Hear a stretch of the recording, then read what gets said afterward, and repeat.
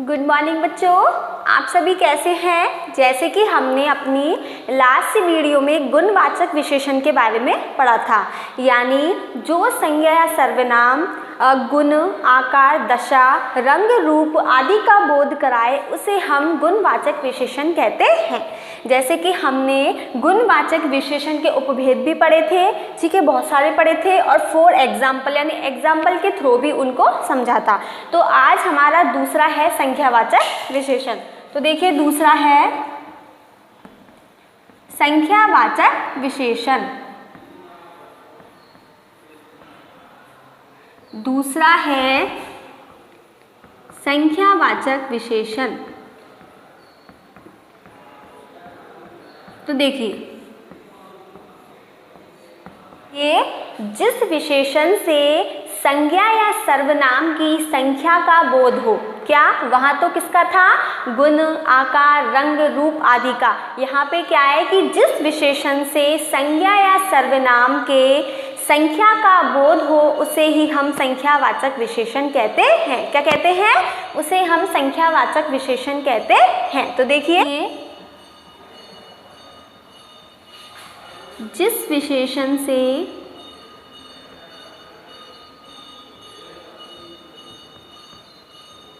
संज्ञा या सर्वनाम की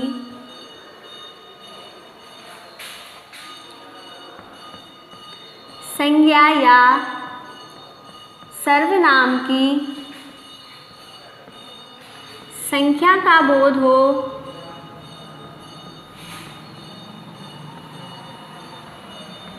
संख्या का बोध हो उसे संख्यावाचक विशेषण कहते हैं। क्या कहते हैं उसे? संख्यावाचक विशेषण कहते हैं।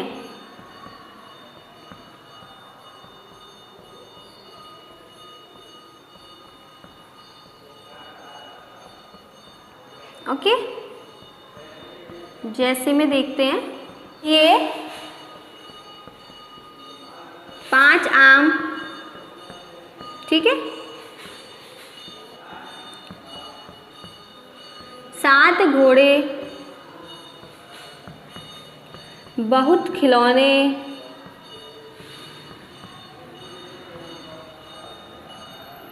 बहुत खिलौने, 4 सेब आदि। तो देखिए क्या है, ठीक है। गुणवाचक में तो हमने पढ़ा था जिससे रंग, रूप, आकार, दशा, अवस्था आदि का पता चले, वो क्या है, गुणवाचक। यहाँ क्या है, संख्यावाचक, यानी जिस विशेषण से संज्ञा या सर्वनाम की संख्या का बोध हो उसे हम संख्यावाचक विशेषण कहते हैं। जैसे यहाँ मैंने लिखा 5 आम, तो आप 5 क्या है, संख्या, यानी क्या हमें संख्या का बोध हो रहा है ना। या 7 घोड़े हैं तो 7, या बहुत है तो यानी बहुत खिलौने यानी बहुत सारे खिलौने, और 4 सेब यानी 4 सेब। अर्थात यहाँ पर हमें संख्या का बोध हो रहा है। वही यदि आपको किसी भी वाक्य में संख्या दिख जाए तो वो क्या है, वो है संख्यावाचक विशेषण है। ठीक है, समझ में आया। यानी जिस किसी वाक्य में आपको संख्या दिख जाए तो आपको लगा देना है कि ये क्या है, संख्यावाचक विशेषण है। ठीक है, तो अब हम पढ़ते हैं संख्यावाचक विशेषण के उपभेद। ये उपभेद देखिए 2, कितने हैं, 2। पहला तो है निश्चित संख्यावाचक,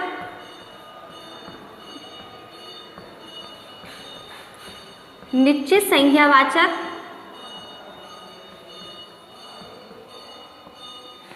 दूसरा है अनिश्चित संख्यावाचक। दूसरा कौन सा है, अनिश्चित संख्यावाचक। ठीक है, यानी संख्यावाचक विशेषण के उपभेद कितने हैं, 2। पहला तो है निश्चित, दूसरा है अनिश्चित। तो अब हम निश्चित के बारे में पढ़ते हैं। तो देखिए जिन विशेषण पदों से किसी निश्चित संख्या का बोध होता है कि यह संख्या निश्चित है उसी को क्या कहते हैं, हम निश्चितवाचक संख्यावाचक कहते हैं। तो देखिए जिन विशेषण पदों से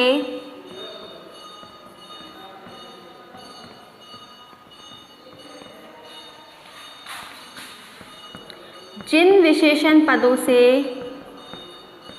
किसी निश्चित संख्या का बोध हो,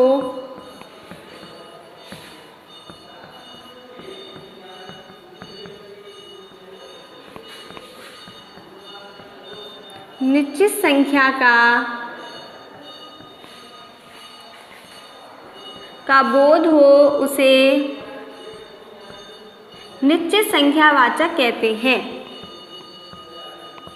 निश्चित संख्यावाचक विशेषण कहते हैं। संख्यावाचक विशेषण कहते हैं। ठीक है, ठीक है। यहाँ पे संख्यावाचक की क्या परिभाषा थी, यानी जो विशेषण से संज्ञा या सर्वनाम की संख्या का पता चले वो क्या कहलाता है, संख्यावाची। और यहाँ पर दो भेद बताए गए हैं, एक तो निश्चित, दूसरा अनिश्चित। निश्चित यानी जिन विशेषण पदों से हमें किसी भी निश्चित, यानी यह संख्या निश्चित यानी 2, 3, 4 यानी बहुत सारी संख्या, यानी निश्चित संख्याओं का बोध हो, यानी निश्चित संख्या का पता चले कि यह संख्या निश्चित है, उसे निश्चित संख्यावाचक विशेषण कहते हैं। ठीक है, फॉर एग्जाम्पल ऐसे में देखिए, ठीक है, 5 रुपए, ठीक है, 10 विद्यार्थी,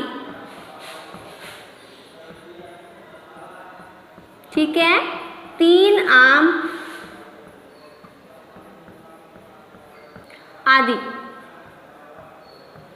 ठीक है, यहाँ हमें इन शब्दों में हमें पता चल रहा है ना कि निश्चितता का बोध करा रहा है कि ये कितने हैं रुपए, 5, यानी हमें कंफर्म पता है कि 5 रुपए हैं। यहाँ पे क्या है, 10 विद्यार्थी बैठे, हमें कंफर्म पता है कि 10 ही हैं, 10 से ज़्यादा है ना 10 से कम है। यहाँ हमें पता है कि टोकरी में 3 आम ही रखे हैं, यानी हमें किसी भी चीज़ का निश्चित है, यानी हम किसी भी चीज़ को देख रहे हैं तो वो हमें निश्चित है कि ये इतनी ही है, तब जाके यह निश्चितता का बोध करा रहे हैं। तो ये क्या है, निश्चितवाचक संख्यावाचक विशेषण। ठीक है, जैसे 5 रुपए, 10 विद्यार्थी और 3 आम। ठीक है, ये निश्चितता का बोध करा रहे हैं, तो ये क्या है, निश्चित संख्यावाचक विशेषण। ठीक है, सेकंड पढ़ते हैं, अनिश्चित।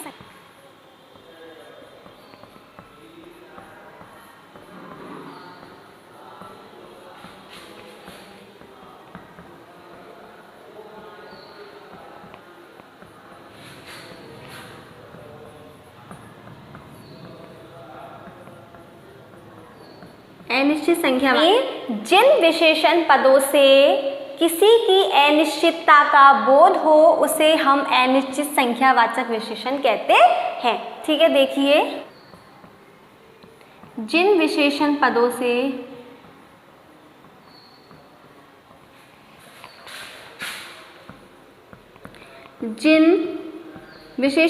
से किसी की अनिश्चितता का बोध हो, वहाँ तो निश्चित था, यहाँ अनिश्चित,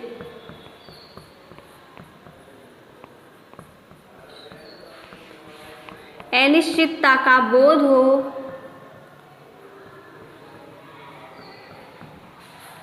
उसे अनिश्चित संख्यावाचक विशेषण कहते हैं। उसे क्या कहते हैं, अनिश्चित संख्यावाचक विशेषण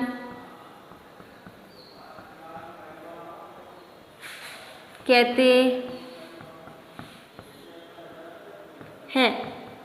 ओके, वहां तो क्या था, निश्चित था, यहाँ हमें निश्चित पता नहीं है, क्या है, हम अनिश्चित है। ठीक है, वहां तो निश्चित था कि 5 रुपए हैं या 3 आम है या कुछ भी है। यहाँ क्या है कि जिन विशेषण पदों से हमें किसी की अनिश्चितता का बोध हो, उसे हम क्या कहते हैं, अनिश्चित संख्यावाचक विशेषण कहते हैं। ठीक है, तो देखिए कैसे, जैसे देखिए, कई लड़के, ठीक है, अरबों आदमी, ठीक है, सैकड़ों तारे,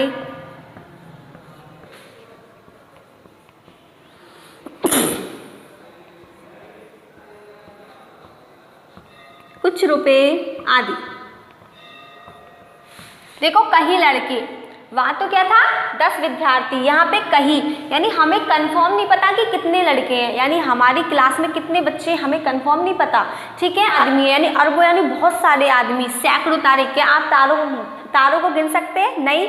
हम क्या बोलते हैं, हमारे आसमान में बहुत सारे तारे हैं जिनको हम गिन नहीं सकते, ठीक है। कुछ रुपए, वहाँ तो क्या था 5 रुपए, यहाँ कुछ, यानी हमें नहीं पता कितने रुपए हैं पर कुछ रुपए पड़े थे। कंफर्म नहीं पता कितने हैं, 10 हैं, 20 है, 50 है, 100 है, पर कुछ रुपए वहाँ पर पड़े थे। यानी ये सब क्या है, अनिश्चितता का बोध करा रहे हैं ना सर, सारे करा रहे हैं। वहाँ तो निश्चितता का बोध कराया था, यहाँ पे सारे क्या करा रहे हैं, अनिश्चितता का बोध करा रहे हैं। तो वही क्या है, संख्यावाचक यानी अनिश्चित संख्यावाचक विशेषण, ठीक है। तो आपको समझ में आया, यानी जो विशेषण संज्ञा या सर्वनाम की संख्या का बोध कराए वो क्या कहलाते हैं, संख्यावाचक। जिनको 2 भागों में बांटा गया है, निश्चित और अनिश्चित। यानी जो निश्चितता का बोध कराए वो निश्चित और जो अनिश्चितता का बोध कराए वो अनिश्चित, ठीक है। जैसे हमने 4 एग्जाम्पल पढ़ लिया कि कैसे कैसे। तो आई होप आपको समझ में आया होगा। तो कल की नेक्स्ट वीडियो में हम कल थर्ड भेद पढ़ते हैं। तब तक के लिए गुड बाय।